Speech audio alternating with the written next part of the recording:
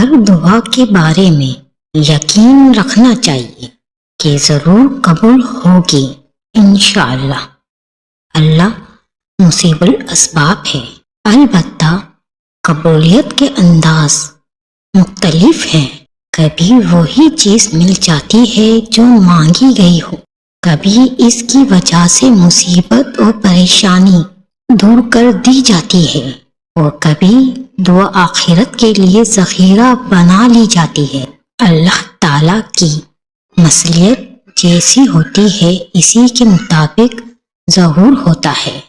رو رو کر گڑ گڑا کر قبولیت کی یقین کے ساتھ بار بار دعا کرنا عبادت کا تقاضا ہے۔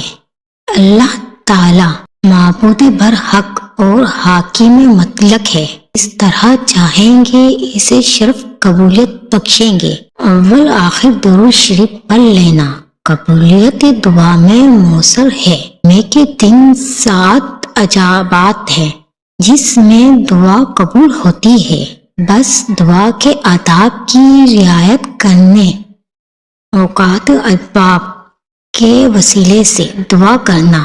بعض روایت کے مطابق یا حیو یا قیوم برحمتک استغیث، جس کا ذکر دعا کی قبولیت میں موثر ہے۔ عادت کی شب میں بندے کی ایک دعا ضرور قبول ہوتی ہے کا لحاظ کرتے ہوئے بندے کی طرح اللہ سے مانگیں، فوراً قبول ہونے کی شرط نہ لگائیں۔